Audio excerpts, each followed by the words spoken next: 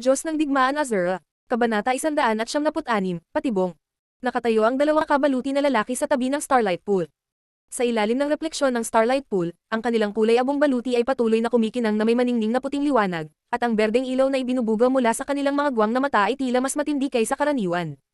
Parang nakita nila ang Starlight Pool, excited din sila. Kuya Xingju, ano ang kahulugan nito? Nang makita ang dalawang nakabaluti na lalaki na ipinatawag ni Xingju, medyo nalilitong tanong ni Li Xiaohan. Wala siyang maisip na koneksyon sa pagitan ng Starlight Pool at ng dalawang nakabaluti na lalaki. Kehe, Xiaohan, malalaman mo din agad. Nang makita ang pagkalito ni Li Xiaohan, si Xingju ay nagpanggap na misteryoso at ngumiti. Kaagad pagkatapos, dumating siya sa harap ng Armored Man at pinindot ang Silver Light Star Ring sa kanyang kamay sa dibdib ng isa sa Armored Men. Ang Silver Light Star Ring ay nagbuga ng mahinang liwanag, at ang mga bilog ng kakaibang rune ay lumitaw sa armor ng armored na lalaki. Pagkatapos, ang mga rune ay patuloy na kumalat at natatakpan ang buong katawan ng nakabaluti na lalaki. Pagkatapos noon, ginawa rin ni Xingju ang parehong bagay sa kabilang puppet. Sina Li Xiaohan at Su Linier ay tumingin kay Xingju ng may pananabik. Bagamat hindi nila alam kung ano ang gagawin ni Xingju, alam nila na si Xingju ay may sariling paraan. Pumunta ka, matapos matakpan ng rune ng isa pang nakabaluti na lalaki, itinuro ni Xingju ang Starlight Pool at sumigaw. Tumalon ang dalawang nakabaluti na lalaki sa Starlight Pool at mabilis na sumisid. Hindi man masyadong malaki ang pool, napakalalim naman ito. Gayunpaman, malinaw na nakikita ni Xingju at ng iba pa ang dalawang maliliit na light spot na dahan-daang kumikislat sa malalim na tubig. At ang dalawang light spot na ito ay nagsimulang maging mas maliwanag. Sa kabaligtaran, ang liwanag ng bituin sa Starlight Pool ay unti-unting nawalan ng malay, at dalawang lubhang nakakatakot na puwersa ang nagsimulang bumubuga mula sa kailaliman ng pool. Mukhang malapit na silang masira. Naramdaman ng dalawang mas malakas na aura, ang mukha ni Xingju ay nagpakita ng gulat. Ang dalawang nakabaluti na lalaking ito ay kailangang umasa sa kapangyarihan ng liwanag ng bituin upang madagdagan ang kanilang lakas. Bagamat araw-araw na inilalagay ni Xingju ang kapangyarihan ng liwanag ng bituin mula sa Silver Star Ring sa Armored Man, hindi gaanong bumuti ang lakas nilang dalawa. Malinaw, ito ay hindi isang bagay ng isang araw o dalawang upang mapabuti ang lakas ng mga nakabaluti mga tao. Kung hindi gugugol ng 100 taon ng Star Emperor para likhain ang dalawang armored na lalaking ito. Gayunpaman, malinaw na ang Starlight Pool dito ay nagimbak ng malaking halaga ng Starlight Power. Kung hindi, magiging imposible para sa ito na magpatakbo ng isang nakakatakot na pormasayon na kahit isang War Emperor ay halos hindi makalaban. Sa makatuwid, sa sandaling ito, labis na inaabangan ito ni Xingju. Kung maa-absorb ng Armored Man ang lahat ng Starlight sa pool, anong antas ng lakas ang maaabot niya? Marahil ay maaabot niya ang antas ng Battle King, o marahil ay mas malakas pa. Rumble. Ngunit habang si Xingju at ang iba pa ay malapit na pinapanood ang mga pagbabago sa Starlight Pool, isang biglaang pagsabog ang tumunog sa likuran nila. Sa isang kisap mata, laking gulat nila nang makitang nawala na ang dating barrier entrance. Ngayon ay napalitan na ito ng hindi maarok na pader na bato, na parabang ang pasukan ng hadlang ay hindi kailanman umiral. Kasabay nito, ang Starlight Array sa malaking bulwagan ay dahan-daang huminto sa paggana.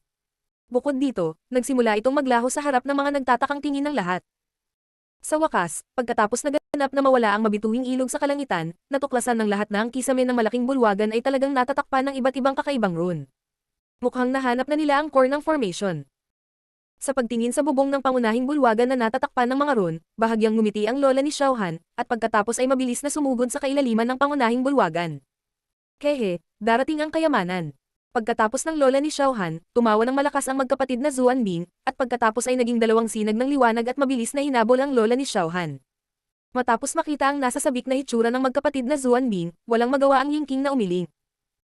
Gayunpaman, naririnig niya mula sa mga salita ng magkapatid na Zuan Bing na tila ang pinakamahirap na bagay na harapin sa Ancient Ruins ay ang defensive formation na ito. Sa ganitong paraan, ang susunod na paglalakbay ay maaaring maging mas maayos. Sa pag-iisip nito, ang sulok ng bibig ng Yingking ay hindi napigil ang tumaas sa isang arko.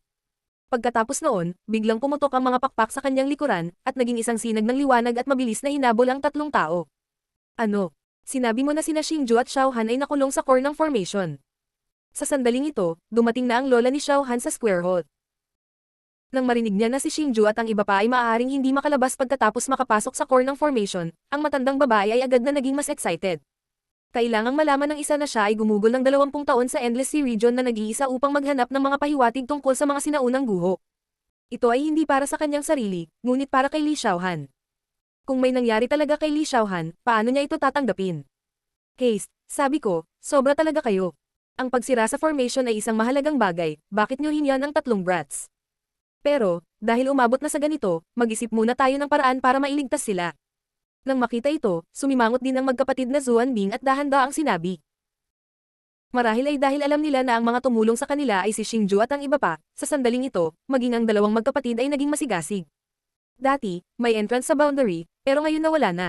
Kanina lang, sinubukan naming basagin itong pader, pero abnormal na matigas ang pader na ito, at hindi na namin masira lahat.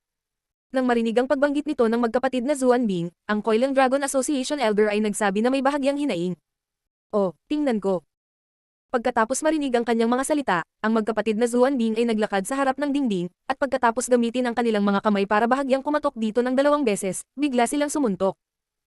Gayunpaman, pagkatapos ng isang nakakabinging pagsabog, ang pader ay talagang hindi nasira. Haste, mukhang hindi ito maaaring magkamali. Ang pader na ito ay hindi isang ordinaryong mahiwagang bato, ito ay pino ng isang sobrang dalubhasa. Sa aming mga kasanayan, hindi namin ito masisira. Ang 3 brats na iyon lang ang masisisi namin. Pagiging malas. Pagkatapos ng walang bungang pagtatangka, ang magkapatid na Zuan Bing ay napabuntong hininga ng walang magawa. Anong espesyal na mahiwagang bato, hindi ako naniniwala. Mawala ka, hayaan mo akong gawin ito. Matapos marinig ang mga salita ng magkapatid na Zuan Bing, ang ekspresyon ng lola ni Xiao Han ay naging mas hindi magandang tingnan. Kaagad pagkatapos, iniunat niya ang kanyang palad, at ang hangin ng palad na naglalaman ng isang nakakatakot na kapangyarihan ay mabangis na bumagsak sa dingding. Rumble.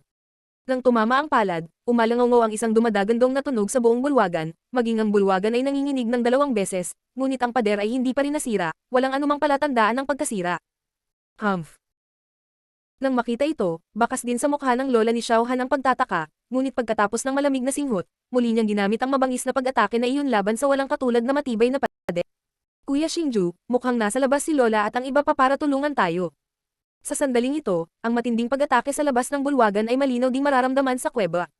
Nakatingin sa patuloy na nanginginig na pader, sinabi ni Li Xiaohan na may kagalakan. Bagamat alam niya na kahit nasa lakas ng kanyang lola, maaaring hindi niya masira ang pader, ngunit alam niyang nakatakas na ang kanyang lola mula sa malaking pormasayon, nakaramdam ng kagaanan si Li Xiaohan. Dahil noong katatapos lang maglaho ng boundary entrance, sinubukan ni Xingju at ng iba pa na umasa sa kanilang lakas para basagin ang pader, ngunit sa kanilang pagkabigo, sa kanilang lakas, hindi man lang nila nagawang iling ang pader, lalo pa itong sirain. Kahit na ang pag-atake ng lola ni Xiao Han ay hindi pangkaraniwang mabangis, ang pader ay tila hindi nagpapakita ng anumang senyales ng pagkawasak. Bang, bang. Sa sandaling ito, biglang, sa likod ni Xingju at ng iba pa, 2 tunog ng pagkabasag ng tubig ang biglang tumunog, at kasabay nito, ang langit na puno ng tubig ay bumuhos din na parang bagyo. Starry Sky. Nang makita ito, nagmamadaling gumamit si Li Xiaohan ng defensive barrier para harangan ang langit na puno ng tubig. Nang tumigil ang pagbuhos ng langit na puno ng tubig, mas nagulat silang 3 nang makitang sa sandaling ito, may 2 nakabaluti na nakatayo sa tabi ng pool. Higit pa rito, ang mga kulay abong armor ay talagang naging maliwanag na pilak, at ang mga pilak na sandata ay naglalabas pa nga ng mahinang liwanag. Higit pa rito, ang kanyang dark green na balintataw ay nagbago rin mula dark green hanggang deep blue. Ang mas ikinagulat nilang 3 ay mas nakakatakot ang aura ng Armored Man. Ito ay ilang beses na mas malakas kaysa sa Valley Master of the Wind at Lightning Valley. Ano ang ibig sabihin nito?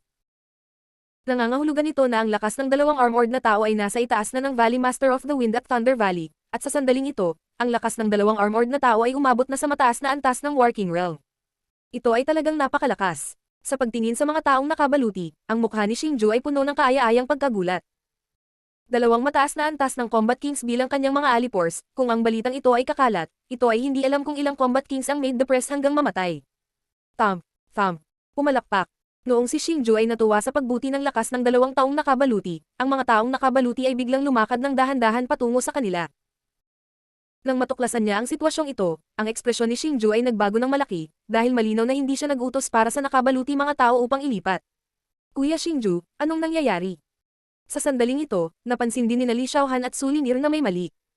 Nagmamadaling inutusan ni Su Lin si YT na pumasok sa combat mode, naghahanda na sa lakayin ang 2 nakabaluti na tao. Linier, wait. Nang makita ito, nagmamadaling naglakad si Xingju sa gilid ni Su Lin at iniunat ang kanyang kamay para pigilan siya. Bagamat tila nakakawala ang mga taong nakabaluti mula sa kanyang kontrol, naramdaman niyang wala silang anumang masamang intensyon. Nang makitang hindi siya pinayagan ni Xingju na umatake, si Su Linier ay walang pagpipilian kundi ang masunurang tumabi kay Xingju. At saka, kahit na umatake siya, halatang hindi siya kalaban sa 2 taong nakabaluti. Sa sandaling ito, dumating din si Li Xiaohan sa tabi ni Xingju. Kinakabahan silang 3 na pinagmamasdan ng 2 nakabaluti na dahan-daang papalapit sa kanila. Higit pa rito, naghahanda na rin silang mag-react sa sitwasyon. Clang! Gayunpaman, nang dumating ang mga taong nakabaluti sa harap ni Xingju, bigla silang tumigil sa pagsulong at lumuhad sa harap ni Xingju. Ang matigas na baluti ay gumawa ng malutong na tunog nang dumampi ito sa batong pader.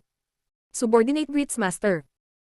Nang magtaka si Xingju at ang dalawa pa sa mga aksyon ng mga taong nakabaluti, dalawang sinaunang tinig ang nagmula sa dalawang taong nakabaluti. Diyos ng Digmaan Azura. Kabanata 177, Isang Biro. Ikaw, kayong dalawa ang nag-uusap. Sa pagtingin sa dalawang nakabaluti na lalaki na nakayuko, ang mga mukha ni Xingju at ng iba pa ay puno ng pagkabigla. Dahil malinaw na narinig nila ang boses na nagmumula sa Armored Man noon, ngunit hindi makapaniwala si Xingju na iyon talaga ang sinabi ng Armored Man. Dahil sa Silver Star Ring, walang record ang Armored Man na may katalinuhan at kakayahang magsalita. Master, kami na ang nagsasalita. Gayunpaman, nang bumagsak ang boses ni Xingju, muling narinig ang dalawang sinaunang tinig mula sa dalawang taong nakabaluti. Sa pagkakataong ito, halos sigurado na si Xingju at ang iba pa na ang boses ay galing talaga sa Armored Man, at kahit ang Armored Man mismo ay umamin sa katotohanan ito. Mukhang may ibang kapangyarihan ang kapangyarihan ng liwanag ng bituin sa Star River Pool na ito. Kaya ang dalawang nakabaluti na lalaking ito ay may katalinuhan. Matapos kumpirmahin na ang nakabaluti na lalaki ang nagsabi nito, bumulong si Xingju sa sarili. Sa sandaling ito, ang tanging dahilan na makapagpapaisip kay Xingju ay ang kapangyarihan ng liwanag ng bituin sa Star River Pool. Gayunpaman, kahit na ang Armored Man sa sandaling ito ay may katalinuhan, sa kabutihang palad, ang Master Servant na relasyon kay Xingju ay tila umiiral pa rin, kaya marahil ito ay isang magandang bagay din. Kung tutuusin, si Xiao Chen ay isa ring papay, ngunit ang gayong papay ay halos kapareho ng tao. Bagamat umiiral din sila sa relasyong Panginoon-lingkod, mayroon silang mas malalim na relasyon sa isa't isa. Bilisan mo at bumangon ka. Nang iniisip ito, mabilis na tinulungan ni Xingju ang dalawang nakabaluti na lalaki na makatayo. Mabilis na tumayo ang mga nakabaluti at pagkatapos ay masunurin silang tumayo. Sa oras na ito, hanggat hindi sila nagsasalita, walang makakapag-isip na mayroon silang katalinuhan.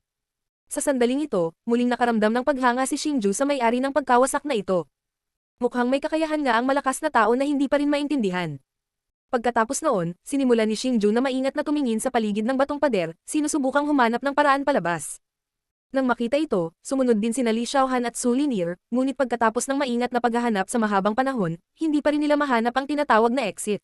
Master, ano ang hinahanap mo? Nang si Xingju at ang iba pa ay nakaramdam ng pagkadismaya, ang isa sa mga nakabaluti na lalaki ay biglang nagtanong kay Xingju.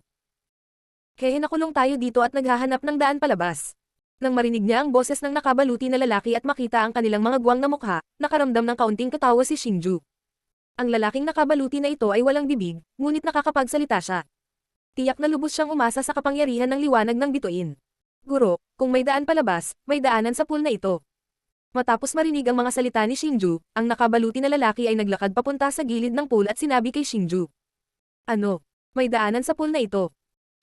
Nang marinig niya ang mga salita ng nakabaluti na lalaki, nagbago ang mukha ni Xingju, at mabilis siyang nagtanong muli upang kumpirmahin. Dahil bago ito, sinubukan ni Xingju na gamitin ang kanyang soul power para humanap ng labasan. Sinuri na ni Xingju ang pool na ito, ngunit hindi niya nakita ang tinatawag na daanan. Master, may daanan talaga sa ilalim ng pool na ito. Nang makita ito, lumapit din ang isa pang nakabaluti para kumpirmahin. Haha, hindi talaga tinatakpan ng langit ang lahat ng laras. Nang makitang kinumpirma ito ng dalawang nakabaluti na tao, napuno ng saya ang mukha ni Xingju. Hindi lamang si Xingju, kundi sina Li Xiaohan at Su Linier ay puno rin ng kagalakan. Magpahinga muna kayong dalawa sa storage bracelet ko. Ipapatawag ko kayo kapag kailangan ko kayo. Matapos malaman na may daan palabas, lumingon si Xingju sa dalawang nakabaluti na lalaki sa tabi niya at sinabi. Sa sandaling ito, mayroon na silang karunungan. Kahit na gusto ni Xingju na panatilihin nila ang mga ito, kailangan niyang makuha ang kanilang pahintulot. Ito rin ang estilo ni Xingju sa paggawa ng mga bagay. Makikinig kami sa ayos ni Master. Nang makita ito, ang dalawang nakabaluti na lalaki ay hindi nag-atubili. Lumuhad sila sa lupa at magalang na sinabi. Nang makita ito, bahagyang ngumiti si Xingju. Kaway ng kanyang manggas, ang dalawa sa kanila ay nakalagay sa kanyang storage bracelet. Dalawang high-level na workings ang medyo makapangyarihan, kaya gusto ni Xingju na gamitin sila bilang isang hidden force. Ilalabas lamang niya ang mga ito sa isang kritikal na sandali, at sa oras na iyon, sila ay magiging mas epektibo. Kuya Xingju, dahil iyon ang kaso, umalis na tayo. Sa sandaling ito, sina Li Xiaohan at Su Linier ay dumating din sa tabi ni Xingju. Oo, wala nang oras para umalis. Tara na, nang makita ito, hindi nag-atubili si Xingju. Sa isang paglukso, sumisid siya sa pool sa isang magandang arco. Sa likod niya, sumabak din sa pool sina Li Xiaohan at Su Linier. Marahil dahil sa nakaimbak na enerhiya ng starlight o iba pang dahilan, pagkatapos na masipsip ang enerhiya ng starlight, ang tubig sa pool ay naging napakalabo, at napakababa ng visibility. Gayunpaman, wala itong anumang epekto kay Sulinir. Matapos gamitin ni Xingju at Li Xiaohan ang kanilang soul power para mag-lock sa Sulinir, maaari na rin silang lumangoy sa pool sa napakabilis na bilis. Kuya Xingju, nahanap ko na. May barrier entrance dito. Sa mga sandaling ito, nakapasok na silang tatlo sa pinakamalalim na bahagi ng underwater passage. Isang madilim na asol na barrier entrance ang lumitaw sa harap ni Sulinir. Ayos. Terena, pagkalapit sa barrier entrance, kitang-kita ni Xingju ang barrier sa harap niya. Agad siyang nanguna at pumasok sa barrier entrance. Boom! Pagkatapos pumasok ni Xingju sa barrier entrance, narinig niya ang nakakabinging dagandong na nagmumula sa kabilang bahagi ng barrier entrance. Nang dumaan si Xingju sa barrier entrance, nagulat siya nang makitang nakabalik na siya sa square hole. Ang barrier entrance na kanilang natapakan noon ay napalitan ng hubad na pader na bato. Ang lola ni Li Xiaohan ay patuloy na naglulunsad ng matinding pag-atake sa batong pader. Ang dagandong na narinig niya ngayon ay mula sa mga pag-atake ng lola ni Li Xiaohan. Lola. Sa sandaling ito, dumaan din sina Li Xiaohan at Sulinir sa barrier entrance. Nang makita nila ang kanilang lola na buong lakas na umaatake sa batong pader, hindi napigilan ni Li Xiaohan na sumigaw. Dahil sa biglaang boses ay nagulat ang lahat. Nang lumingon sila at nakita ang Xingju Trio, ang kanilang orihinal na gulat na mga mukha ay agad na napalitan ng saya. Xiaohan, ikaw talaga. Buti naman at okay ka. Nang makita ng lola ni Meng si Li Xiaohan, agad itong nag-teleport sa kanyang tabi at kinakabahang tumingin sa kanya.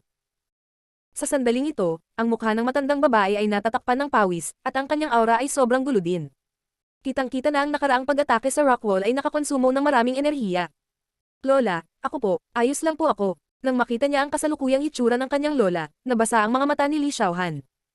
Niyakap niya ang kanyang lola.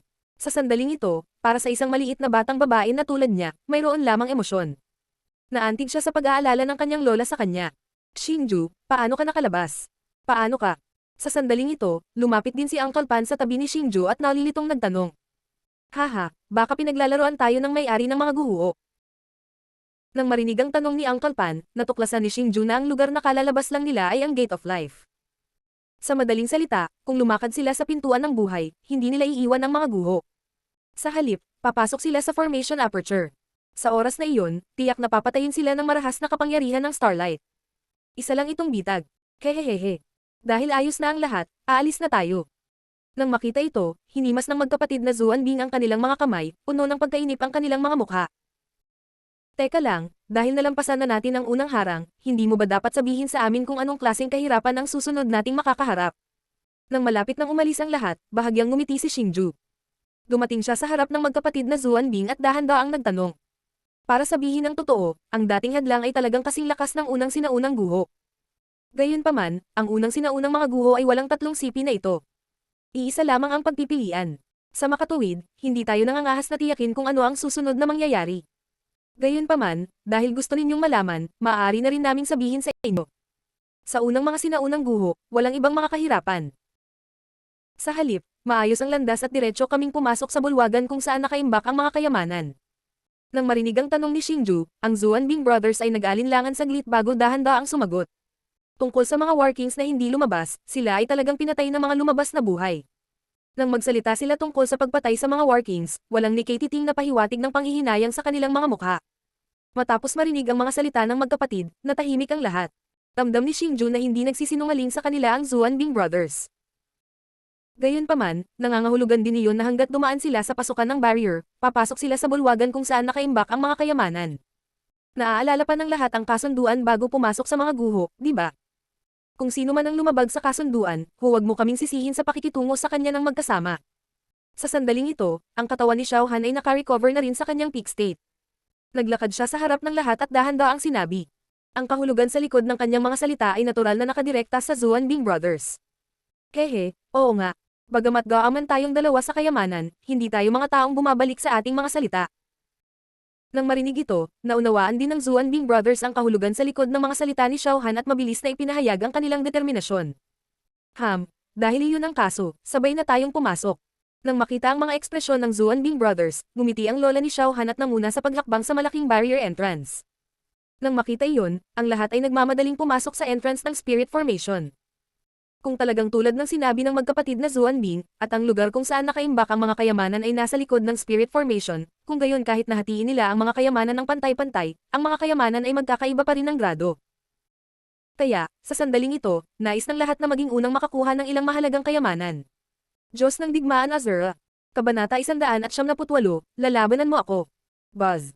Nang matapos ang malakas na puwersang nagbubuklod sa hangganan, pumasok si Xingju sa bulwagan. Nang imulat niya ang kanyang mga mata at nakita niya ang lahat sa kanyang harapan, agad na napuno ng pagtataka ang kanyang gwapong mukha. Sa sandaling ito, maging ang katawan ni Xingju ay nagsimulang manginig ng mabilis. Dahil, sa sandaling ito, sa harap niya ay isang nakasisilaw na bulwagan. Sa paligid ng bulwagan, mayroong hindi mabilang na mga halijing bato na may mga nakapulupot na dragon. Sa bawat halijing bato, may nakasisilaw na kayamanan. Bukod dito, sa kanyang matalas na soul energy, naramdaman ni Xingju na ang mga kayamanang ito ay pambihirang pil. Lahat sila ay mga high-grade na table tasks. Treasured tools. Hindi mabilang na mga treasured tools. Nagkaroon pa nga ng iba't ibang uri ng divine metals at divine stones. Bawat isa sa kanila ay isang hindi mabibaylang kayamanan na mahahanap lamang ng swerte. Swoosh, swoosh, swoosh. Sa sandaling ito, hindi na napigilan ng lahat ang pananabik sa kanilang mga puso. Hindi nila kayang labanan ang tukso ng mga kayamanan, nagsimula silang sumugod sa mga kayamanan at galit na inagaw ang mga ito. Sa napakahalagang sandali na ito, si Xingju ay hindi nag-aalinlangan na inagaw ang mga kayamanan tulad ng iba. Sa halip, ipinikit niya ang kanyang mga mata at inilatag ang kanyang soul energy. Siya ay naghahanap kung mayroong anumang soul essences sa lugar na ito. Dahil, kay Xingju, ang pinakamahalagang bagay ay hindi ang treasured tools o ang pil, kundi ang soul essences. Kahit na nakagawa na sila ng kasunduan, hindi maiwasang may magkamali sa sandaling ito. Sa makatuwid, kinailangan munang agawin ni Xingju ang soul essences. Nahanap ko na, sa sandaling ito, biglang binuksan ni Xingju ang kanyang mga mata. Bukod dito, ang sulok ng kanyang bibig ay hindi sinasadyang tumaas sa isang arc. Kaagad pagkatapos, ang kanyang figure ay tumalon pasulong at naging isang itim na sinag ng liwanag. Parang itim na kidlat, marahas siyang bumaril patungo sa isang halijing bato sa gitna ng bulwagan. Ang bilis na iyon ay mas mabilis pa kaysa kay Benlei. Ang bilis ni Xingju ay napakabilis. Sa isang iglap, nakarating siya sa harap ng halijing bato. Ang kanyang mga paa ay biglang itinulak sa lupa at ang kanyang buong katawan ay nag-transform sa isang tuwid na linya habang siya ay tumalon papunta sa batong haligi. Nang makarating si Xingju sa tuktok ng halijing bato, ang kanyang kanina pa nasa sabik na mukha ay naging mas nagliliwanag.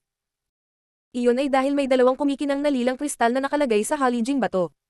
Sila ay mga kaluluwa, at dalawa sa kanila. Dalawang kaluluwa. Ang mga spirit essence ay napakabihirang sa mainland, ngunit talagang dalawa sila rito. Paanong hindi masasabik si Xingju? Napakaganda ng dalawang soul essences na ito. Higit pa rito, ang espiritual na enerhiya na kanilang inilabas ay napakalakas din. Nahulaan ni Xingju na kung mapapadalisay niya ang isa sa mga soul essences na ito, hindi lang tataas ang kanyang spiritual energy sa isang nakakatakot na antas, maging ang sarili niyang lakas ay mabilis na tataas, at maaari pa niyang makapasok sa Battle King Realm. Hindi lamang makokontrol ng isang War King Realm Master ang pinakadalisay na War Chi sa mainland, maaari rin niyang i-condense ang War Wings, na nagpapahintulot sa kanya na makawala mula sa mga tanikala ng mundo at pumailang lang sa pagitan ng langit at lupa. Maging ang kanyang katawan ay sasailalim sa isang komprehensibong ebolusyon. Ang Battle Kings ang mga tunay na eksperto ng mainland, mga buhay na makakawala sa gapos ng mga tao. Talagang secret manual ito. Sa sandaling ito, mas nabigla si Xingju nang matuklasan na mayroon talagang isang sinaunang aklat na nakalagay sa ibaba ng dalawang soul essences. Ito dapat ang natitirang lihim na manual. Gamit ang aklat na ito, makukuha niya ang kumpletong paraan upang pinuhin ang soul essences. Sa oras na iyon, magagawa rin ni Li Xiaohan na pinuhin ang iba pang soul essences. Sa oras na iyon, malamang na maabot nilang dalawa ang working realm. Higit pa rito, malaki ang posibilidad na may iba pang soul martial skills na naitala sa lihim na manual na ito. Ang soul armor na nabuo mula sa kabilang kalahati ng secret manual ay napakalakas na. Kung talagang naglalaman ang lihim na manual na ito ng iba pang soul martial skills, tiyak na magiging napakalakas din ng mga ito. Ito ay totoo lalo na para kay Xingju, na ang pinakamalakas na lakas ay ang kanyang soul martial skill. Kung talagang naglalaman ang lihim na manual na ito ng iba pang soul martial skills, tiyak na magiging napakalakas din ng mga ito. Sa pag-iisip hanggang sa puntong ito, nagmamadaling iniunat ni Xingju ang kanyang mga kamay at naghanda na itago ang dalawang kayamanan sa kanyang storage bracelet. Buzz. Gayunpaman, sa sandaling ito, isang biglaang tunog ang umalangaw mula sa kanyang likuran. Tumingon upang tingnan, mas nabigla si Xingju nang matuklasan na may ilang dosenang talampakan ang lapad na buhawi na mabilis na humahampas kay Xingju nang may marahas na enerhiya. Gayunpaman, sa susunod na sandali, nang makita ni Xingju ang taong naglunsad ng pag-atake, ang kanyang buong mukha ay agad na nanlamig. Dahil ang taong naglunsad ng pag-atake ay walang iba kundi ang pinakamamahal na babae ni Xingju, si Li Xiaohan. Bang! Nang harapin ng pag-atake, kinuyom ni Xingju ang kanyang 5 daliri sa isang kamao at biglang sumuntok. Isang malakas na martial chi ang sumabog patungo sa buhawi, at ang malakas na puwersa ay nagpakalat pa ng buhawi. Muling lumitaw ang figure ni Li Xiaohan. Sa sandaling ito, nakatayo si Li Xiaohan sa isang halijing bato sa tapat ng Xingju. May ngiti siya sa mukha habang nakatingin kay Xingju. Gayunpaman, ang ngiti na ito ay wala na ang matamis at kaibig-ibig na aura mula noon. Sa halip, ito ay napuno ng layuning pagpatay, isang walang kapantay na layuning pagpatay. Xiaohan, bakit mo ginawa ito? Sa pagtingin sa kasalukuyang Li Xiaohan, ang ekspresyon ni Xingju ay masasabing sobrang pangit. Hindi niya maisip kung bakit gagawa ng pag-atake si Li Xiaohan sa kanya. Wala talaga siyang mahanap na dahilan. Bakit? Natural, ito ay dahil sa mga espiritu at lihim na manual sa likod mo. Sa tingin mo ba ay papayagan kitang itago ang mga ito para sa iyong sarili? Malamig na ngumuso si Li Xiaohan at walang pakialam ni Nabi. Hindi ko kailanman naisip na panatilihin ang mga espiritu at sikretong manual na ito para sa aking sarili. Kung gusto mo ang mga ito, maibibigay ko ito sa iyo. Matapos marinig ang mga salita ni Li Xiaohan, mas natigilan si Xingju. Maya-maya, iwinagayway niya ang kanyang manggas at ang 2 espiritu at ang lihim na manual ay dahan-daang lumutang at lumipad patungo kay Li Xiaohan. Nang makita ito, hindi tumayo si Li Xiaohan sa seremonya. Gamit ang isang alon ng kanyang manggas, itinago niya ang 2 espiritu at ang lihim na manual sa kanyang storage bracelet. Maya-maya pa ay sumilay sa kanyang mukha ang isang nasisiyahang ngiti. Mas katulad niyan. Gayunpaman, kahit na, hindi ka maaaring maligtas. Matapos ang isang nasisiyahang ngiti, ang bahagyang singkit na mga mata ni Li Xiaohan ay biglang nanlamig. Maya-maya pa, iniunat niya ang kanyang palad at isang malakas na martial chi ang sumabog patungo kay Xingju na may malakas na tunog ng hangin. Gumagundong. Sa pagharap sa napakabilis na pag-atake, nagmamadaling tumalikod si Execution at sumugod patungo sa isa pang halijing bato sa napakabilis na bilis. Ang malakas na pag-atake ni Li Xiaohan ay direktang dumurog sa haligi ng bato. Xiaohan, anong nangyari sa iyo? Bakit mo ako inatake? Sa pagtingin sa halijing bato na naging pulbos, alam ni Xingju na hindi nagpigil si Li Xiaohan sa kanyang nakaraang pag-atake. Gusto niya talagang siya.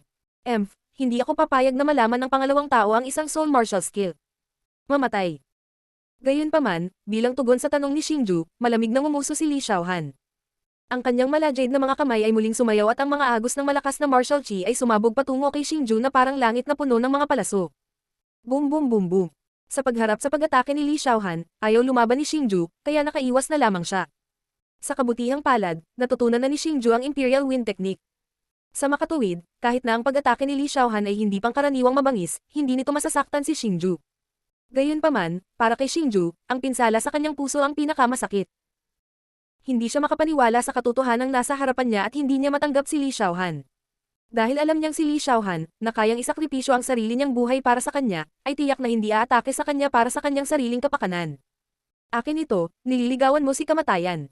F6, ang lakas ng loob mong makipag-away sa akin, lagot ako sayo. Sa sandaling ito, hindi lang si Li Xiaohan ang naglunsad ng nakamamatay na pag-atake laban sa punishment execution, ang buong bulwagan ay nagkagulo. Ang lahat ay nakikipaglaban para sa kapakanan ng mga kayamanan, at sila ay nakikipaglaban sa isa't isa hanggang sa kamatayan. Si Xiaohan ay kasalukuyang nakikipaglaban sa Yinhuang, habang si Uncle Pan ay nakikipaglaban sa 2 pang matatanda ng Coiling Dragon Union. Ang isa sa mga matatanda ay ang kanyang sariling kapatid. Noong wala si Uncle Pan, siya ang palaging presidente ng Coiling Dragon Union. Pagkabalik ni Uncle Pan, kusang loob niyang ibinalik ang posisyon kay Uncle Pan at handang maging elder. Paano mayayanig ang gayong magkapatid na relasyon alang-alang sa kayamanan? Maging ang Zuanbing Brothers ay nakikipaglaban sa isa't isa para sa isang treasured weapon. Sa pagtingin sa mga pagbabagong nangyayari sa karamihan, sinuri ni Xingju ang sitwasyon ng mabuti. Noong una, nahulaan ni Xingju na ang lahat ay malamang na nabighani ng isang uri ng pamamaraan ng pagkukulam na naging sanhi ng pagkawala ng kanilang kalikasan. Pero kung ganoon nga, walang dahilan para manatiling gising siya. Mamatay. Sa sandaling ito, biglang lumitaw si Li Xiaohan sa harap ni Xingju sa isang iglap. Ang maitim na soul spreading sword sa kanyang kamay ay humahampas kay Xingju na may napunit na tunog. Ngunit kahit nasa harap ng gayong nakamamatay na pag-atake, biglang ipinikit ni Xingju ang kanyang mga mata. Ang hindi magandang tingnan na ekspresyon sa kanyang mukha ay tuluyang nawala. Sa kabaligtaran, ang sulok ng kanyang bibig ay tumaas sa isang arco. Break. Bigla, nang tatamaan na ng soul spreading sword ni Li Xiaohan si Xingju, biglang iminulat ni Xingju ang kanyang mga mata. Kasabay nito, isang malakas na puwersa ang kumalat mula sa katawan ni Xingju na parang bagyo. Sa kanya bilang sentro, tumangay ito sa napakabilis na bilis. Si Li Xiaohan, na pinakamalapit sa kanya, ay direktang tinamaan. Napalitan siya ng puting usok at naglaho. Pagkatapos nito, hinampas ng bagyo ang buong bulwagan. Ang lahat sa bulwagan ay naging tipak ng berdeng usok at naglaho. Ito. Baka isa pang ilusyon. Ngunit nang mawala ang bagyo, nagulat si Xingju nang makitang hindi na siya bumalik sa bulwagan na naisip niya. Sa halip, siya ay nasa isang puting espasyo. Ang espasyong ito ay gawa sa puting gas. Ang umaalon na gas ay parang puting ulap na pumapalibot sa paligid ni Xingju. Ito ay medyo maganda. Nakita na ni Xingju ito. Hindi dahil nagbago si Li Xiaohan at ang iba pa, ngunit nahulog siya sa kanilang ilusyon. Ang nakita niya kanina ay ganap na ilusyon. Kaya, itinuon ni Xingju ang kanyang espiritual na enerhiya para masira ang ilusyon. Ngunit ang hindi inaasahan ni Xingju ay nahulog siya sa isang ilusyon. Sa pag-iisip tungkol dito, muling ipinikit ni Xingju ang kanyang mga mata at gustong gamitin ang kanyang espiritual na enerhiya para masira ang ilusyon sa kanyang harapan. Sa sandaling ito, ang espiritual na enerhiya sa katawan ni Xingju ay mabilis na namumuo. Ang kaluluwa ang pundasyon ng isang tao, at gusto ni Xingju na gamitin ang kanyang espiritual na enerhiya para gawing mas puro ang kanyang espiritual na enerhiya. Hindi pwede. Ngunit nang muling imulat ni Xingju ang kanyang mga mata, walang magawa siyang natagpuan na walang pagbabago sa kanyang harapan. Ito pa rin ang umaalon na puting gas. Pwede kayang pisikal na katawan. Okay, susubok ito. Ngunit pagkatapos mag-isip sandali, biglang nagkaroon ng inspirasyon si Xingju. Pagkatapos, iniunat niya ang kanyang palad. Ang palad na may dalang malakas na tunog ng hangin ay sumabog patungo sa puting gas. Boom! Ngunit nang tumama ang hangin ng palad ni Xingju sa puting gas, nagbunga ito ng malutong na tunog na parang bakal na nagbabanggaan sa isa't isa. Ah, niloloko mo ba ako? Anong klaseng gas ito? Kasabay nito, nagmamadaling kinurot ni Xingju ang kanyang palad na bumabangga sa puting gas. Napatala sakit. Hindi niya akalain na ang tila mahinang gas ay magiging napakatigas na maaari pa nitong masira ang kanyang martial chi. Ang dati niyang hampas ng palad ay parang isang ordinaryong tao na gumagamit ng buong lakas para makatama ng matigas na bakal. Ang resulta ay maaaring isipin. Whoosh, whoosh. Ngunit nang mag-alala si Xingju sa lahat ng nasa harapan niya, biglang nagbago ang puting gas sa kanyang harapan. Nagsimula itong dahan-daang bumukas, at sa huli, naging channel na gawa sa gas at inilagay sa harap ni Xingju. Diyos ng Digmaan Azura. Kabanata 179, mga paalala. Haha. Mukhang wala na akong ibang. Sa pagtingin sa tunnel na biglang lumitaw sa kanyang harapan, sinabi ni Xingju na may mahinang ngiti. Alam niyang, sa sandaling iyon, ito lang ang tanging pagpipilian niya. Kaya, pagkatapos ng bahagyang buntong hininga, kumpiyansa na humakbang si Xingju at naglakad patungo sa kailaliman ng lagusan. Ang lagusan na ito ay lubhang masungit, na parabang sinadya nitong sinusubok ang pasensya ni Xingju. Hanggat dinadagdagan ni Xingju ang kanyang lakad, ang bilis kung saan ang puting gas ay bumagal sa paligid ng lagusan, na nagpapahirap sa kanya na maglakad papunta sa harapan. Kaya, hindi natarante si Xingju at maluwag na naglakad. Matapos lumiko sa susunod na kanto, nagtatakang natuklasan ni Xingju na isang malaking bulwagan ang lumitaw sa kanyang harapan. Ang malaking bulwagan na ito ay mas maluwag kaysa sa dati niyang kinaroroonan. Maliban sa isang haligi ng gas sa gitna ng malaking bulwagan, wala nang iba. Sa ibabaw ng haligi ng gas, mayroong isang napakalaking puting kristal na bola. Gayunpaman, naramdaman ni Xingju na walang kakaiba sa bolang kristal. Mukhang mahilig talagang makipaglaro sa mga tao ang amo nitong labi. Sa pagtingin sa maluwang na bulwagan sa kanyang harapan at sa bolang kristal sa haligi ng gas sa gitna ng bulwagan, walang magawang umiling si Xingju. Pakiramdam niya, mula nang pumasok sila sa sinaunang nalalabi, pinaglaruan na sila ng Panginoon ng nalalabi. Hindi mahalaga kung ito ay ang tatlong Espiritu Formation Gates mula sa dati o ang ilusyon na mundo, tila ang master ng nalalabi ay may sariling intensyon. Kuya Xingju. Kuya Xingju, ano ang nangyayari sa iyo? May nagawa bang mali si Xiaohan? Ngunit sa sandaling iyon, biglang umalangaw ang boses ni Li Xiaohan mula sa loob ng malaking bulwagan. Matapos ang boses na iyon ay umalangaw, ang katawan ni Xingju ay tila tinamaan ng kidlat, at siya ay agad na naging manhid. Pagkatapos, humakbang siya pasulong at tumakbo patungo sa haligi ng gas sa gitna. Iyon ay dahil alam ni Xingju na ang lugar kung saan nanggaling ang boses ay ang bolang kristal sa ibabaw ng haligi ng gas.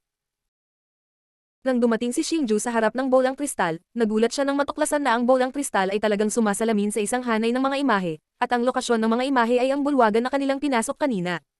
Sa sandaling ito, lahat ng tao sa bulwagan ay bumagsak sa lupa. Hinawakan nila ang kanilang mga ulo gamit ang kanilang mga kamay at ang kanilang mga mukha ay puno ng sakit. Bukod dito, sinisigaw nila ang pangalan ng taong pinakamahalaga sa kanila. Malinaw, lahat sila ay nahulog para sa maput na pamamaraan ng ilusyon. Little Han, Linear, Uncle Pan, Lola. Nataman ka ng illusion technique. Huwag kang maniwala sa lahat ng nasa harap mo. Focus your mind power and don't believe it. Naririnig mo ba ako? Di man it. Sa kristal na bola, nakita niya sina Li Xiaohan, Su Linear, Uncle Pan, at Lola Xiaohan na dumaranas ng mental torture. Ang puso ni Xingju ay parang hinihiwa ng kutsilyo. Ang pinakawalang magawa ay hindi niya matulungan ang lahat sa sandaling ito. Brat, gusto mo ba silang iligtas? Ngunit nang si Xingju ay nakaramdam ng kawalan ng lakas, isang mahinang boses ang biglang tumunog sa likod ni Xingju. Nang lumingon si Xingju, mas nabigla si Xingju nang makitang sa sandaling ito, talagang may isang lalaki na nakatayo sa likuran niya. Ang lalaking ito ay mukhang nasa 40 taong gulang. Ang kanyang itim na buhok ay nakatali sa isang nakapusod, at ang kanyang mahabang itim na balbas ay napakaayos. Ang kanyang snow white robe na ipinarase sa isang light green na robe ay nagpamukha sa kanya na elegante at pino. Sa ilalim ng makapal na itim na kilay, mayroong isang pares ng katamtamang laki na tatsulok na mata. Sa medyo nakapikit na mga mata na iyon, may napakatahimik na aura. Sa sandaling ito, ang lalaki ay may malabong ngiti sa kanyang mukha, hinahaplos ang kanyang mahabang balbas habang nakatingin kay Xingju. Nang makita ito, nagmamadaling lumuhad si Xingju sa lupa at magalang na binati. Iginagalang ni Junior Xingju ang nakatatanda. Kahit na ang katawan ng lalaking ito ay hindi naglalabas ng anumang aura at tila isang ordinaryong tao, alam ni Xingju na ang taong ito ay hindi isang ordinaryong tao. Malamang na ang lalaking ito ang may-ari ng mga guho, o ang tunay na tagapag-alaga ng mga guho. Sa pag-iisip nito, hindi nang ahas si Xingju na maging kahit kititing na kapabayaan. Tinatanong kita, gusto mo ba silang iligtas? Gayunpaman, sa harap ng pagbati ni Xingju, hindi nagpatinag ang lalaki, at muling nagtanong ng walang pakialam. Nang makita ito, hindi nag-aksaya ng oras si Xingju at dirdiretsong sumagot. Oo, nang makitang pumayag si Xingju, mahinang ngumiti ang lalaki. Mabuti naman, hindi mahirap iligtas sila. Kailangan mong pumili. Iyon ay gamitin ang iyong buhay upang ipagpalit ang kanilang buhay. Payag ka ba? Nang makitang pumayag si Xingju, mahinang ngumiti ang lalaki. Senior, seryoso ka ba? Matapos marinig ang mga salita ng lalaki, hindi na nagulat si Xingju, dahil alam niya na kung handa niyang palayain ang lahat, tiyak na may napakahirap na pagpipilian na gagawin. Kung gusto kitang patayin, madali kitang mapapatay sa isang isip lang. Bakit kailangan kong magsinungaling sa'yo?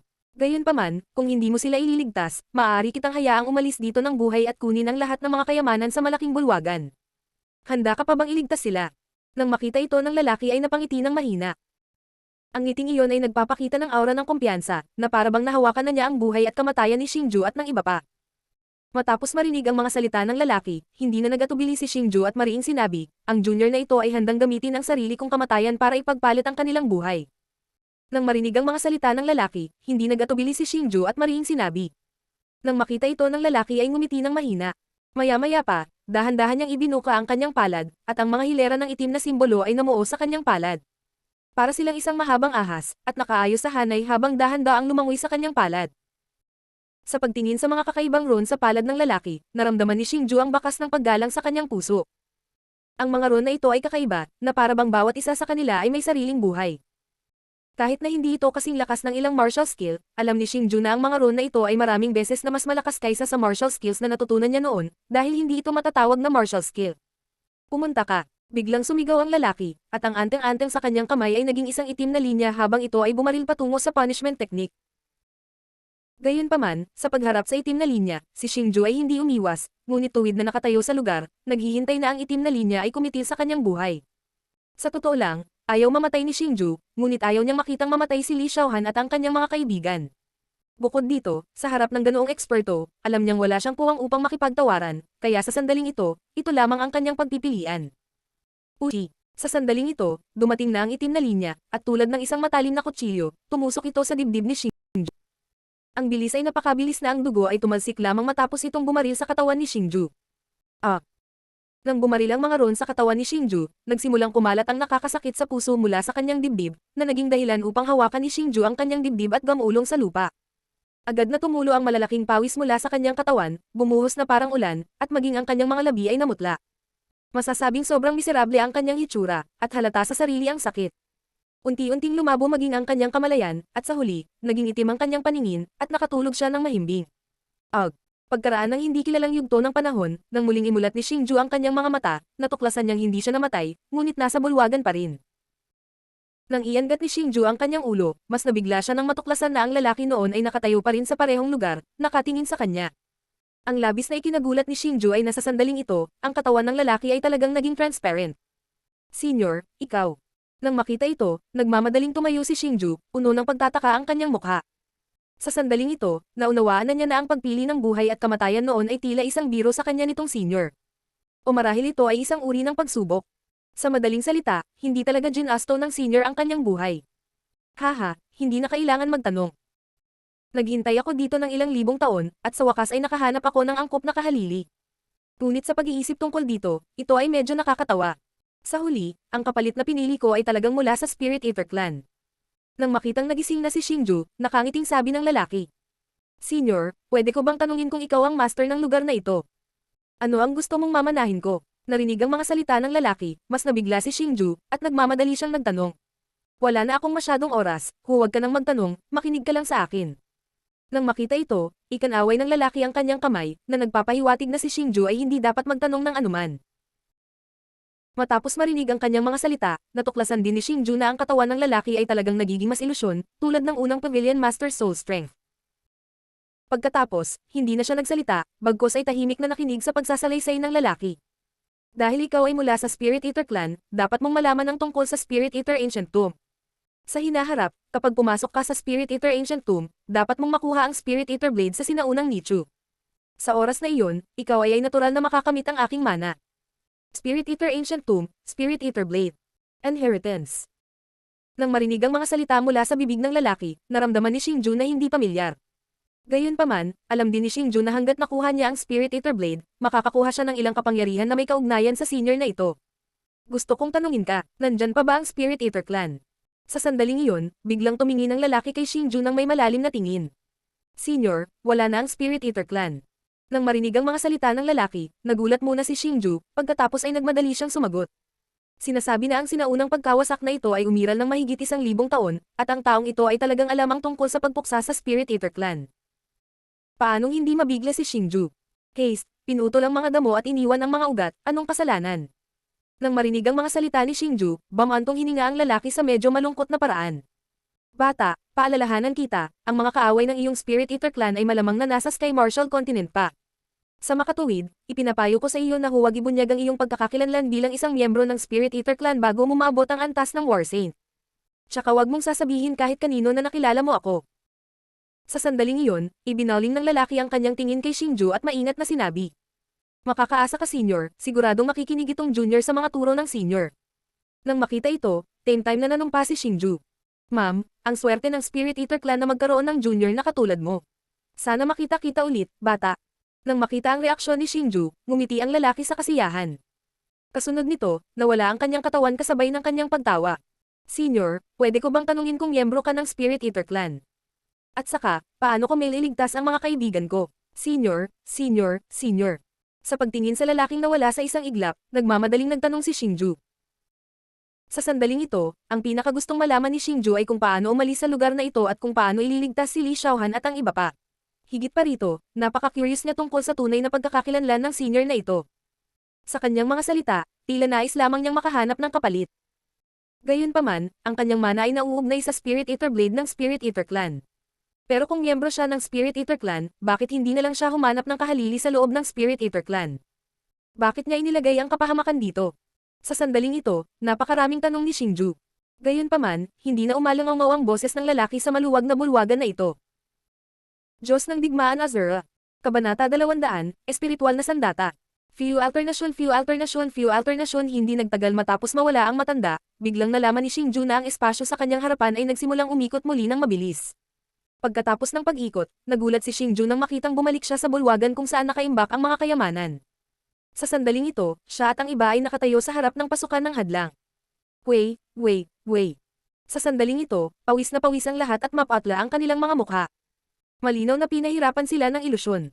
Gayunpaman, tila sila ay napalaya mula dito. Xiaohan, okay ka lang. Nang makita iyon, naglakad si Xingju kay Li Xiaohan. Nang makita niya ang maputlang mukha ni Li Xiaohan, niyakap niya si Li Xiaohan. Sa sandaling ito, labis ang pagkabalisa ni Xingju. Dahil alam niya na ang nagpahirap kay Li Xiaohan sa ilusyon ay hindi ibang tao, kundi ang kanyang sarili. Brother Xingju, sa palagay ko ngayon lang ako nanaginip. Nakakatakot ang panaginip. Nang yakapin ni Xingju si Li Xiaohan, napagtanto ni Li Xiaohan na ang lahat ay isang ilusyon lamang. Nang maramdaman niya ang magiliw na si Xingju at naisip ang malamig na dugo na si Xingju sa ilusyon, hindi napigilan ni Li Xiaohan na umiyak. Hindi lamang si Li Xiaohan, kundi pati na rin ang iba ay napagtanto din na sila ay nahulog sa ilusyon. Lahat ay ilusyon lamang. Gayunpaman, hindi nila alam na si Xingju ang nakabasag ng ilusyon, at ayaw sabihin ni Xingju sa kanila ang nangyari. Kuya, tumingin ka dyan. Sa sandaling ito, ang nakababata sa Zuanbing Brothers ay biglang natagpuan ang kaluluwa sa kaibuturan ng bulwagan. Pagkatapos, naging dalawang sinag ng liwanag ang dalawa at sumugod patungo sa Halijing bato na may dragon sa gitna. Tulad ng inaasahan, hindi mo tutuperin ang mga sinabi mo. Pililigawan mo si kamatayan. Ang kanilang mga kilos ay nakita ng lola ni Xiaohan. Nang makita iyon, ang lola ni Xiaohan ay sumangot ng malamig at pagkatapos ay sumanib sa espasyo. Ang biglaang pagbabagong ito ay nakatawag din ng atensyon ng lahat. Sa sandaling ito, nabigla si Xingju nang matuklasan na maliban sa kaluluwa ng Halijing bato sa gitna, ang lahat ng mga kayamanan sa iba pang mga Halijing bato ay nawala. Hindi katakataka na aatakehin ng Mystic Ice Brothers ang kaluluwa, dahil walang ibang kayamanan maliban sa kaluluwa. Buzz, buzz.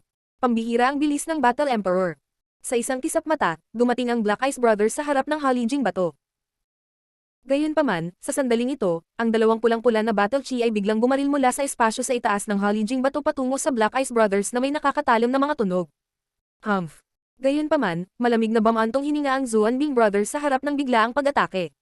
Hindi nagtagal, iniunat nila ang kanilang mga palad at dalawang palad ng yelo na 12-12 ng mga talampakan ng sukat na binaril patungo sa War Chi. Sa mahinang tunog, natunaw nila ang dalawang War Chi. Brother Zuanbing, kailangan mong tuparin ang iyong salita. Babaliin mo ba ang iyong pangako? Sa sandaling ito, ang puwang na naglunsad ng pag-atake ay pumihit at lumitaw ang lola ni Xiaohan. Hindi naman sa hindi mapagkakatiwalaan kaming dalawa. Kaya lang walang ibang kayamanan sa bulwagan na ito. Kung kikilos tayo ayon sa orihinal na kasunduan, hindi ba kailangang bumalik kaming dalawa nang walang dala? Malamig na sabi ng Zuanbing Brothers nang makita nila ang sitwasyon. Brother Zuanbing, bagamat makatwiran ang sinabi mo, hindi magandang sirain ang ating pangako dahil nangako na tayo kay Senior Meng, di ba? Sa sandaling ito, ang Ying Emperor ay lumapit sa lola ni Xiaohan at nakangiting sinabi. Ying Emperor, tutulungan mo ba sila? Nang makita iyon, biglang nanlamig ang mga mata ng Black Ice Brothers habang malamig nilang sinabi. Tinutulungan ko lang yung reason, hindi yung tao. Gayunpaman, sa pagharap sa pananakot ng Black Ice Brothers, bahagyang ngumiti ang Ying Emperor. Matapos marinig ang saloobin ng Ying Emperor, parehong nagkaroon ng magandang impresyon si Xingju at ang lola ni Xiaohan sa emperador ni Ying. Tila ang Ying Emperor ay talagang isang mabuting tao. Hindi nakapagtataka na maaari niyang maging matalik na kaibigan si Uncle Pan. Dahil ganoon ang kaso, huwag mo kaming sisihin kung bakit nakakalimutan namin ang aming nakaraang relasyon. Nang makita iyon, sa wakas ay naging malamig ang ugali ng Black Ice Brothers. Kasabay nito, kumalat ang dalawang mabagsik na mamamatay tao na aura. Ang yabang naman. Matapos marinig ang mga salita ng magkapatid na Zuanbing, kinawayan ng lola ni Xiaohan ang kanyang manggas at sinabing may pagkadismaya. Higit pa rito, isang hindi mapapantayang malakas na aura ang lumabas sa kanyang katawan. Isang malakas na aura, kasama ang isang nakakatakot na presyon, agad na napuno ang buong bulwagan. Ang panggigipit ni Lola Xiaohan ay hindi dapat maliitin. Hindi nabanggitin si Xingju at ang iba pa, maging ang Black Ice Brothers at Ying Huang ay nakaramdam ng pressure. Ang Black Ice Brothers ay malinaw na nakatungtong sa War Emperor realm hindi pa matagal na ang nakalipas. Hindi nabanggitin si Ying Emperor, kahit kailangan niyang labanan silang dalawa ng mag-isa, hindi matatakot ang lola ni Xiaohan. Lola, huwag mo kaming maliitin magkapatid. Ngayon, mamamatay ang mga humaharang sa akin. Gayunpaman, ang Black Ice Brothers ay hindi natakot sa aura na ibinubuga ng lola ni Xiaohan. Sa isang twist ng kanilang mga palso, dalawang kakaibang singsing na pilak ang lumitaw sa kanilang mga kamay. Ang dalawang singsing na pilak ay hinukitan ng mga kakaibang simbolo. Ang mga simbolo ay kumikislap na may kulay pilak na liwanag. Lumitaw sila at nawala, lumilitaw na medyo misteryoso. Gayunpaman, ang pinakanagulat sa lahat ay ang nakakatakot na enerhiya na ibinubuga mula sa mga singsing na pilak. Ito ay talagang isang middle rank artifact. Sa pagtingin sa dalawang singsing na pilak sa mga kamay ng Black Ice Brothers, maging ang ekspresyon ng lola ni Xiaohan ay nagbago. Pakiramdam niya ay pambihira ang dalawang singsing na pilak. Ang mga ito ay talagang dalawang mid-grade artifact. Ang isang mid-grade na artifact ay hindi mas mababa sa isang mababang grade na artifact. Mayroon itong napakapangangilabot na kapangyarihan, lalo na noong nahulog ito sa mga kamay ng isang War Emperor. Kaya naman laking gulat ng lola ni Xiaohan nang makita niya ang dalawang singsing na pilak sa kamay ng Zuanbing Brothers. Kaming magkakapatid ay nagbuwis ng aming buhay upang makuha ang dalawang kayamanang ito sa unang sinaunang pagkasira. Mula nang makuha namin ang artifact, hindi na namin ito ginagamit. Ngayon, gagamitin namin kayo para subukan ang kapangyarihan ng aking Curse Light Silver Rings. Mamatay. Biglang ikinaway ng Black Ice Brothers ang kanilang mga braso at ibinato ang mga silver na singsing sa kanilang mga kamay sa lola ni Xiaohan at sa Ying Emperor. Matapos itapon ang dalawang singsing na pilak, agad itong lumaki.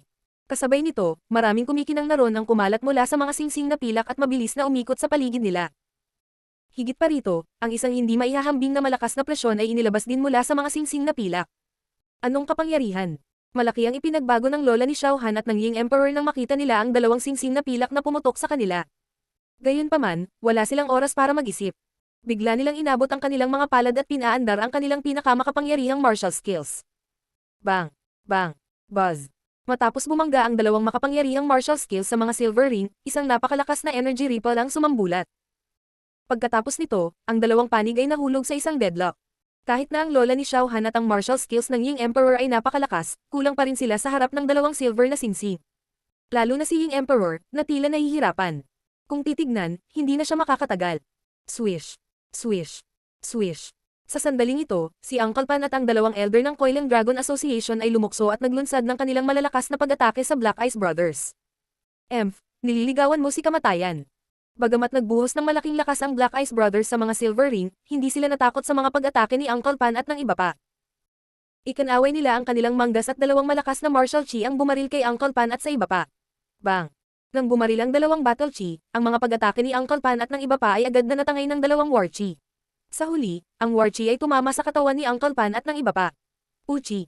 Pinalipad ng malakas na puwersa si Uncle Pan at ang iba pa. Kasabay nito ang paglabas ng malaking dugo sa kanilang mga bibig. Paglapag nila sa lupa, malubha na silang nasugatan. Tito Pan. Nang makita ito, si Xingju ay nagmamadaling lumapit kay Uncle Pan at sa iba pa na may kinakabahang ekspresyon. Ang nakaraang pag-atake mula sa Black Ice Brothers ay hindi maliit na bagay. Halata naman na gusto nilang patayin si Uncle Pan at ang iba pa. Sa sandaling ito, hindi sila nagtagumpay. Tila hindi nila kayang pigilan ang lola ni Xiao Han at ang Ying Emperor gamit ang kanilang mga artifact. Kuya Xingju, ano ang dapat nating gawin? Si lola at ang iba pa ay tila hindi na makatagal. Sa sandaling ito, lumapit din si Li Xiaohan sa tabi ni Xingju at sinabing kinakabahan. Matapos marinig ang mga salita ni Li Xiaohan, natuklasan ni Xingju na ang lola ni Xiaohan at ang mga mukha ng Ying Emperor ay mapatla. Hindi lamang ang malalaking dami ng pawis na dumadaloy sa kanilang mga pisngi, kundi maging ang kanilang mga hininga ay sobrang gulo din. Rainier, atakihin ang Black Ice Brothers gamit ang iyong pinakamalakas na atake. Tandaan, huwag kang lalapit sa kanila. Xiaohan, pahiram sa akin ang iyong soul power mamaya. Nang makita ito, nagngangalit si Xingju. Sa pagharap sa sitwasyong ito, maaari lamang siyang makipagsapalaran. Matapos marinig ang iniisip ni Xingju, tumanggo silang dalawa. Sa puntong ito, wala silang ibang pagpipilian kundi ang makinig sa mga pagsasaayos ni Xingju. Xiaohan, alis na tayo. Matapos magkasundo ang dalawa, hindi na nag-atubili si Xingju at pumasok sa espasyo kasama si Li Xiaohan. Little White, oras na natin. Hindi natin mapapabayaan si Kuya Xingju. Gamitin mo ang galaw na iyon.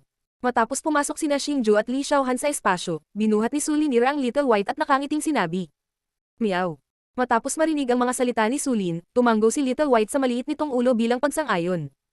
Nang makitang pumayag si Little White, ibinalot ni Su Lin si Little White sa kanyang mga braso.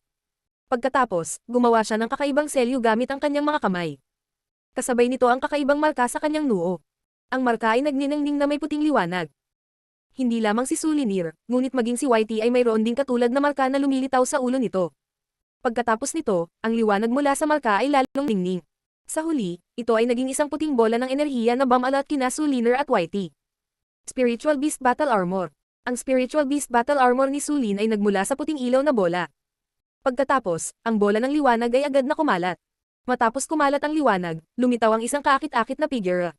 Sa sandaling ito, nawala na ang Little White, at ang katawan ni Su Lin ay sumailalim sa malaking pagbabago. Si Su Lin ay natatakpan ng isang layer ng Snow White Light Armor. Ang magaan na baluti ay nagbuga ng mahinang liwanag, at ang kagandahan nito ay hindi maihahambing sa isang treasure tool. Bukod dito, mayroon ding isang pares ng purong puting pakpak sa kanyang likod. Ang mga pakpak na iyon ay hindi mula sa war chi, ngunit isang aktwal na nilalang. Ang mga piraso ng purong puting balahibo ay konektado sa isa't isa, at ang mga ito ay mukhang napakaganda. Sa sandaling ito, ang aura ni Su Lin ay umabot na sa antas ng isang mid-level na working. Higit pa rito, may hawak siyang isang Snow White materialized longsword sa kanyang kanang kamay, at ang kapangyarihan na ibinubuga mula sa longsword ay lubhang nakakatakot. Sa sandaling ito, si Su Lin ay lumulutang sa hangin. Ang kanyang mahabang puting buhok ay lumilipad na walang hangin, at maging ang kanyang hitsura ay tila nagmature ng husto. Siya ay hindi gaanong immature, at mas kaakit-akit. Ang kanyang walang katulad na magandang mukha na ipinarray sa kanyang napakarilag na baluti ay isang bagay na kahit na ang mga maalamat na engkanto ay hindi maihahambing.